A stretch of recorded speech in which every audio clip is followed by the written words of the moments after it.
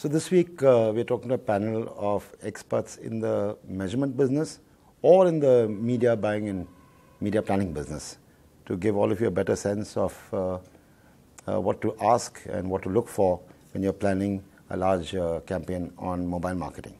So start with you, Srini. So Srini, the proof of the pudding is in the eating. So when ad shifts, that's when we know something is growing or degrowing. So what's your sense on what's happening on mobile marketing? Well, obviously it's gone through some bit of evolution in the last, I would say, 5 to 8 years. Even 5 years ago, it was mobile as a medium was like, I would say, tertiary. You had all the mass media, which is really the primary media choice.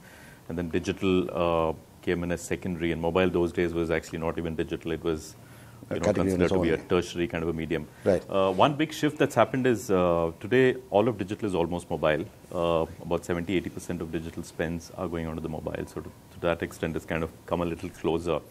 While you're still not seeing big bucks being spent on mobile, but I think the other shift that's happened is while planning campaigns, while buying campaigns, at least you're keeping the mobile somewhere at the center of the whole idea, and you're looking at how, even if it's a TV or a print campaign, you're looking at how do I leverage this across mobile?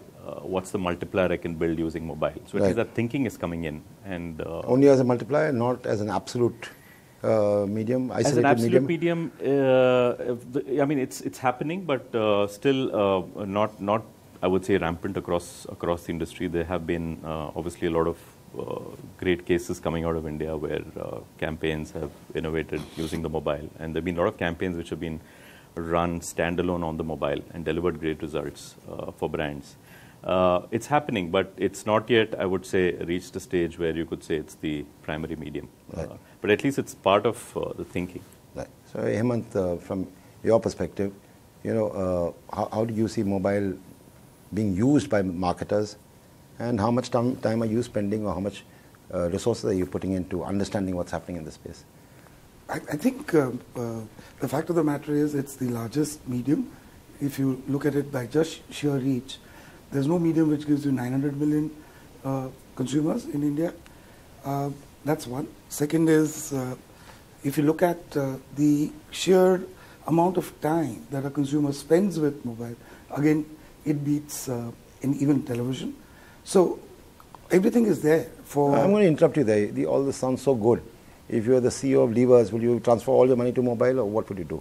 It's 900 million reach, more than anything else. Time spent is more than anything else. Then why is it not exploding yet? I think the challenge is that when we think in India about mobile, our thinking is all smartphones. And the fact of the matter is bulk of our phones are feature phones.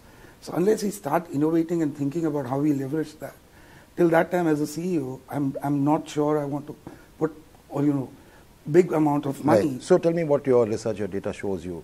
So our data shows that on smart versus feature. Okay, so I'm going to take it in a different way. I think the consumer is extremely smart, more than the phone itself. So if you look at the way we did along with MMA last year, the feature phone study, and it was fascinating to see how consumers are using the phone. They are virtually using it as an entertainment device. So they are gaming there, they are listening to music. Those are the opportunities which are there. If you look at smartphone, the consumer is spending 20% more time with the smartphone as compared to television in an average week. That shows the potential it has. It is fragmented, certainly yes. It's using not just social, but a whole host of areas where they're using. So you're not getting the kind of big deliveries that you would get from a property on television, but we're moving there. Right. So consumers are adopting and using the device far more effectively than I think we are using to reach out to them today.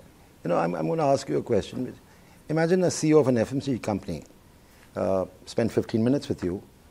What is the advice you'd give him on how much time he should spend on understanding the mobile environment compared to what he's doing today?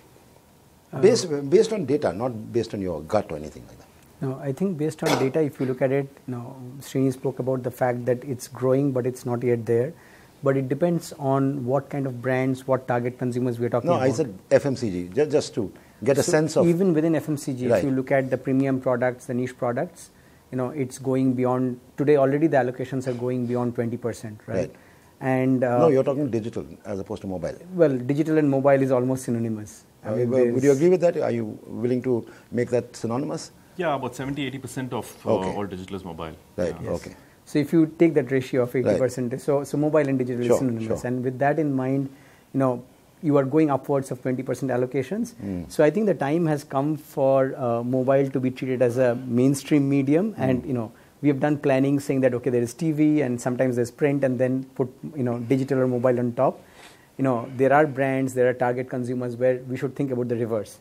Start with the mobile or the digital plan and then see what else do we need, both from a reach and a depth standpoint. So, and as a result, I think CEOs and their media planning teams, their CMOs should spend a lot of time trying to figure out the mobile agenda. The other bit that's happening is that mobile has democratized things.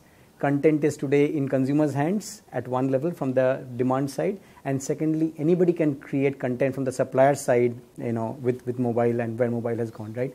So the big CEOs especially, I think, need to think about all the nimble players who can come in and really upset the rhythm that's been operating in those places. Right. I think that's the big one to keep in mind. I would say it's the great leveler in some sense. Rohit, before I come to you, I'll say with Srini, one of the challenges that I see when I talk to marketers is on the content side.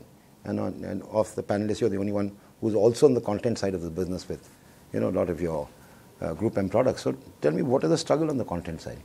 We're talking explosion, 900 million. Do we have the content to reach that or take advantage of a 900 million? I think it's only now, I would say in the recent past, last 1 or 2 years, that the content ecosystem is kind of falling in place for mobile and for digital overall. I think earlier, most people looked at creating content and, let's say for television and assuming that it would work on digital and mobile as well. Yeah, repurposing it. Right. But I think off late, they begin to realize that digital and especially the mobile needs a completely different kind of content. And you have a lot of people, a lot of organizations that have come up today doing very good work specifically for mobile content.